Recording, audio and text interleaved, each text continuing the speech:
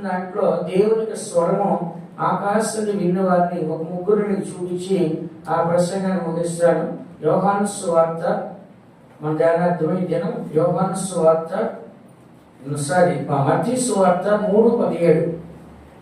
మత్తయి సువార్త 3:17 చదవండి ఫస్ట్. మరియు ఇదిగో ఈయనే నా ప్రియకుమారుడు, ఈయన యందు నేను ఆనందించుచున్నానని ఒక శబ్దము ఆకాశం నుండి వచ్చెను. ఇక్కడ మనం చదువుతున్న వాక్యంలో ఏమని మనం చదువుతున్నామో, ఈయనే నా అంటే ఇదిగో ఈయనే అంటే ఈయనే అంటే ఇంకొకటి లేదు, అక్కడ ఒకడే ఉన్నాడు. ఈయనే అంటే యేసుక్రీస్తు నా ప్రియ కుమారుడు అని పరలోకం నుంచి ఆకాశానికి తండ్రి అని దేవుడు చెప్పాడు సాక్ష్యం. ఎవరి గురించి?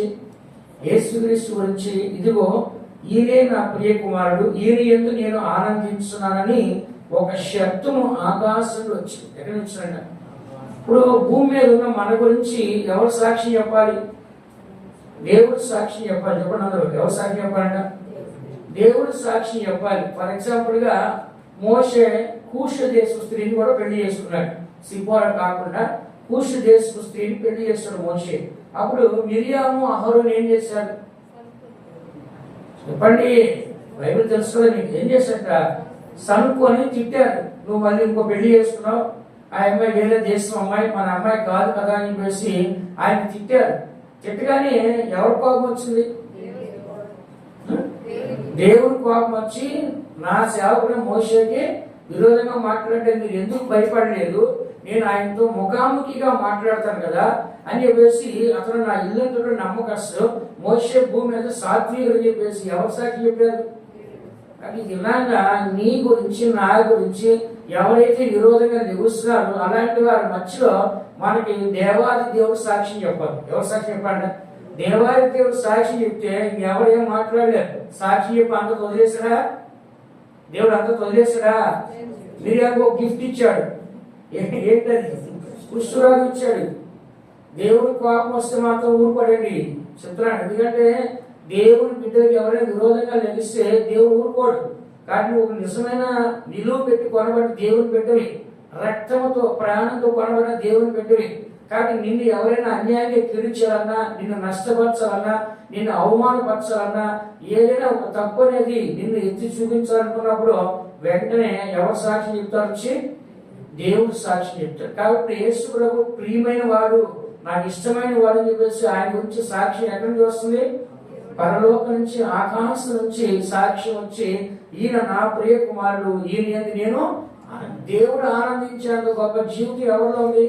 యేసు ప్రభువులో కనబడుతుంది. కాబట్టి మనం కూడా దేవుని సంతోషపెట్టే జీవితాన్ని ప్రతిరోజు చేయాలి. భూమి మీద జీవించే ప్రతి నిమిషం కూడా విలువగా దాన్ని భావించాలి. వ్యర్థంగా మనం భావించుకోవడం. ఎంతో మంది చూడండి, దినాన దుర్మార్గులుగా మారిపోయినారు. నేను సిస్టర్తో చెప్పాను, అమ్మా ఈ దినాన దొంగతనం చేసే వాళ్ళు బ్యాంకుల దగ్గర, ఏటీఎం దగ్గర ఎక్కువైపోయారు. రోడ్డు వెళ్తే గొలుసు లాక్కున్నారు, కూర్చుంటే పరుసు లాక్కున్నారు, పట్టుకుంటే ఫోన్ లాక్కున్నారు, ఇళ్ళకి వచ్చి కత్తి పెట్టి అన్ని లాక్కుంటున్నారు. ఇలా చూసి విచారాలు చేస్తారు, నరహత్య చేస్తారు, మానభంగాలు చేస్తారు. ఇలా ఎంతో మంది దుర్మార్గంగా తయారైపోయిన దినాల్లో. కానీ మనమైతే దేవుని నమ్ముకోబట్టి ఈ దినాలు దేవుని బయట జీవిస్తున్నాం. దేవుని వాక్యం మనకు ప్రతిరోజు బోధిస్తుందని చెప్పి ఉన్నాం. ఎందుకంటే చెప్పుకోవాల్సింటే ఈ లోకం అనేది పాపంతో నింపడింది. ఈ పాప లోకంలో మనం జీవిస్తున్నప్పుడు పరిశుద్ధ జీవితానికి ఎన్నో విరోధంగా నిలుస్తుంటే, ఇలాంటి వాటిని మనం జయించాలంటే మనకు సపోర్ట్ ఎవరు కావాలి? దేవుడు కావాలి. చెప్పండి అందులో ఎవరు కనుక?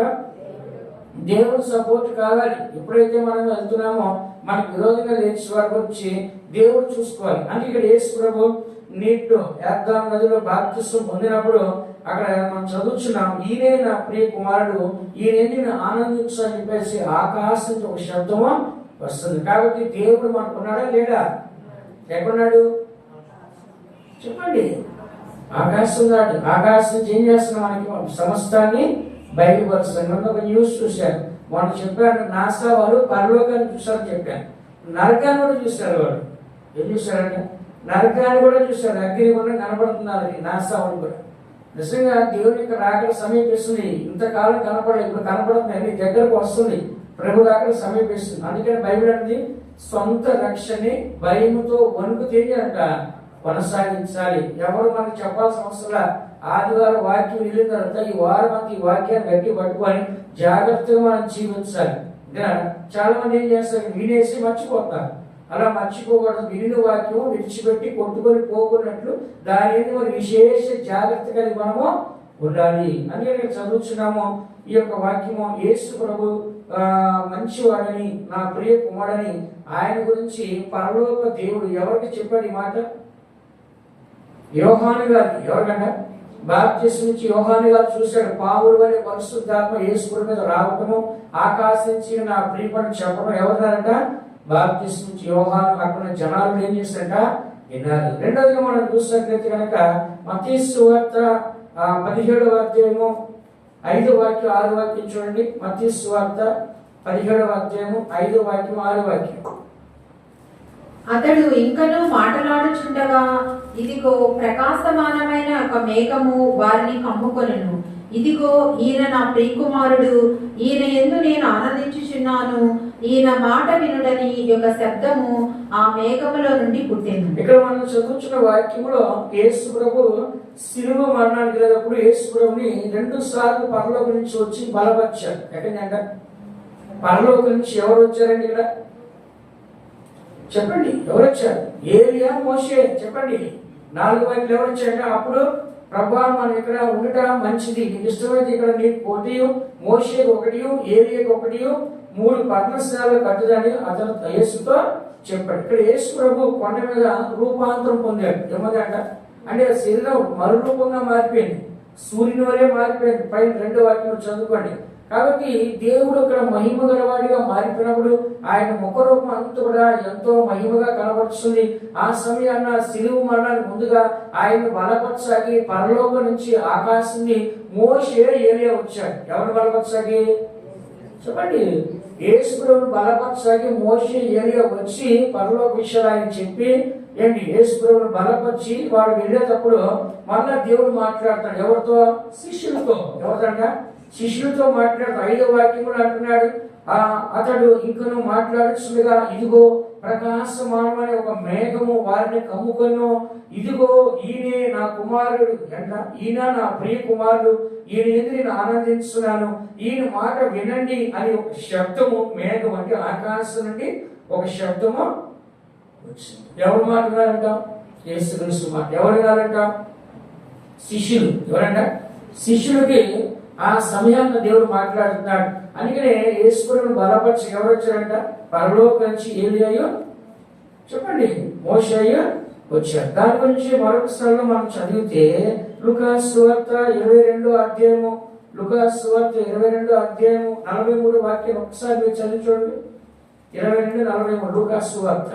అప్పుడు పరలోకము నుండి ఒక దూత ఆయనకు కనబడి ఆయనను బలపరిచెను. ఇక్కడ మరలా ఎవరు వచ్చారంటే యేసు ప్రభువును బలపరచడానికి పరలోకం నుంచి ఒక దేవదూత వచ్చి ఆయన కనబడి ఆయన బలపరిచింది. ఎవరిని? యేసు ప్రభువుని. ఎందుకంటే నీకు ముందు శిలువ మరణం ఉంది, ఘోరమైన మరణం ఉంది. ఆ మరణం భూమి మీద ఇంతవరకు ఎవరు అలాంటి మరణం పొందలేదు. కాబట్టి సర్వలోక పాపానికి ప్రాయశ్చిత్తం కలిగేలాగా నువ్వు మరణించబోతున్నావు. కాబట్టి ఆ మరణానికి భయపడాల్సిన అవసరం లేదు, ధైర్యంగా ఉండండి అని చెప్పి యేసు ప్రభువును బలపరచ ఎవరు వచ్చారంట? చెప్పండి, ఎవరు వచ్చారంట? ఇక్కడ ఎందుకు దేవదూత వచ్చింది తెలుసా మీకు?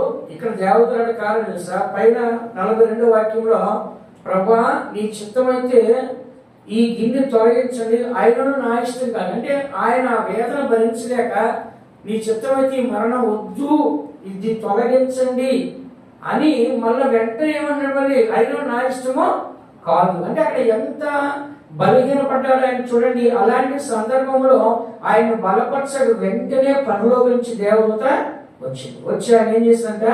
బలపరచు. అందుకనే మనం ఎన్ని కష్టాలు ఉన్నా దేవుడు మనం వదిలేస్తారా? చెప్పండి, మనం పొందబోయే భయంకర మరణము ఉందనుకోండి, దేవుడు వదిలేస్తాడా?